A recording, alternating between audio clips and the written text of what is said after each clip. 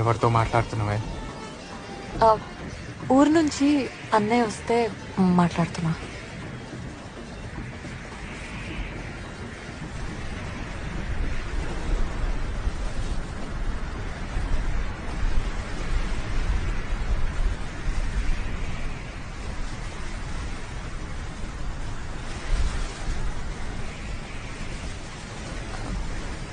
Anand,